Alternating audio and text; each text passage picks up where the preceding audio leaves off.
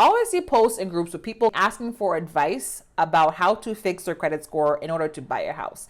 And so I thought we would just hang out today and take a look at some of these pieces of advice that is given and kind of see whether or not this advice makes sense or not based on the question. Now, this is a public group, so all this is in the open. So the question was, how do I raise my credit score easily in the next 3 to 6 months? That question is very general, and my response would be, well, it depends on what is on your credit report. But I'm very interested to see what kinds of response people put here. So very first piece of advice is to get a self-lender loan. My rating of this advice is that it is trash, because if you are looking to buy a house, one of the metrics of whether or not you can buy a house is your debt to income ratio. So if you get a self-lender loan, you are adding another loan, which now that payment is going to be added to all your debts every month. If you're on the cusp of getting approved for a loan and now this self-lender payment gets you over the edge, that's going to be a real tragedy. You know, opening a self-lender loan doesn't make sense unless your issue is that you don't have any accounts on your credit report.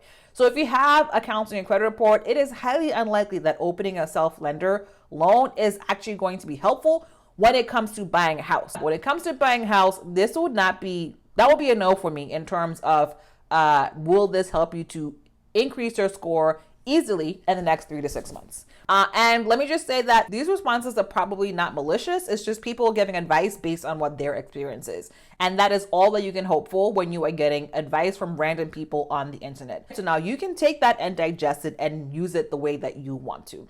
So next piece of advice is to be added as an authorized user on somebody's account with good history and pay down debt. So the first portion of being added to somebody's account as an authorized user, that is a maybe. It depends on if you need that. If you already have accounts, you don't need another account. But paying down debts, I do agree with that, but revolving debt specifically. So credit card, Home Depot card, New York & Co cards. Most people neglect that, but that is actually 35% of your score. So if you can bring that down, that is going to help you a lot. So David, yes, good job. I agree with you. Next piece of advice, pay off something in collections or pay off at least one debt. All right, so I don't see much changing since it takes 30 to 45 days to process, sometimes once you paid something off. Oh, I actually like that point. So paying off something in collections, if you have it, that I say no, because simply paying off a collection actually does not improve your credit score at all. You need to actually get it deleted. I have paid off a collection myself and nothing has happened, and so we don't want that. And then paying off at least one debt.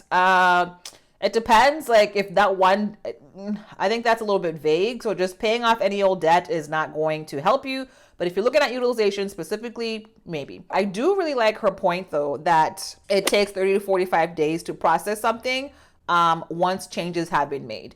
All of your accounts send their data to the credit bureaus every 30 days. So depending on when the next report date is for that account, it might take a day, it might take 30 days. It depends on when that next report is.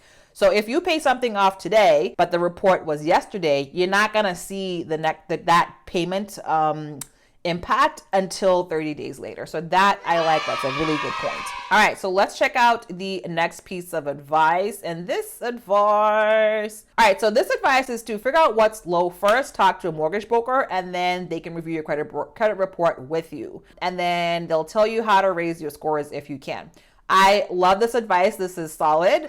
If you aren't sure where to get started, if a lender actually pulls your credit report, in my experience, they will tell you what's wrong, but they won't tell you how to fix it specifically. If you are in a place where you don't know what to fix, or you know what to fix, but you don't know how, I am hosting a challenge to help you figure out exactly what to do and what to do first based on your situation.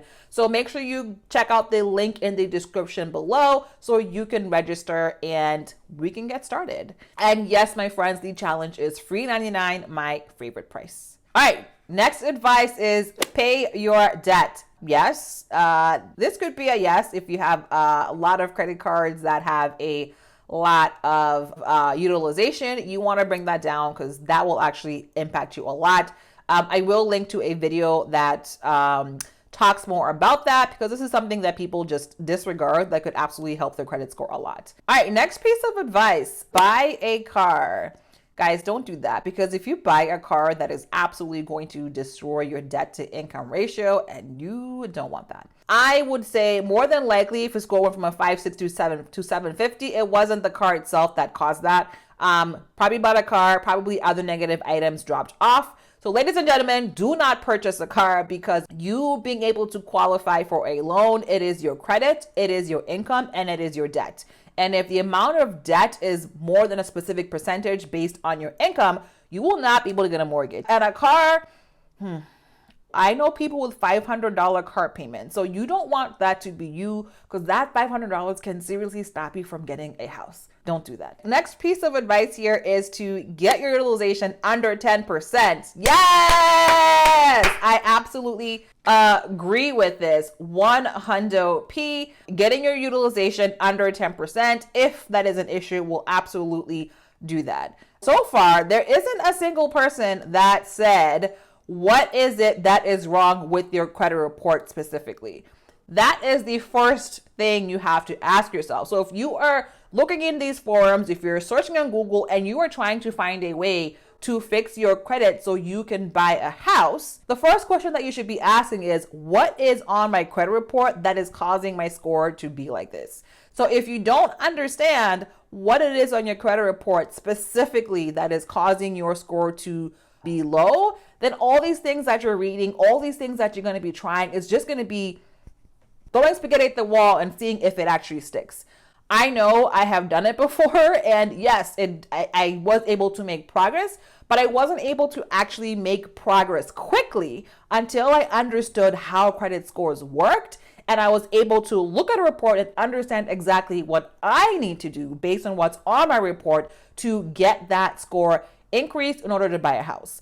I was able to bring my credit score from a 520 to a 660 in 4 months because I knew exactly what to do that based on the years of me going back and forth and throwing spaghetti at the wall.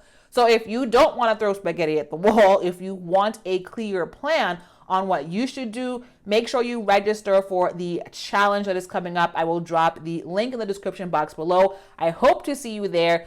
But in the meantime, make sure you watch this next video, because the credit score that you are looking at for your mortgage is probably not the right one. So check out this video so you know your actual real mortgage credit score that lenders are going to be using when you apply for your mortgage.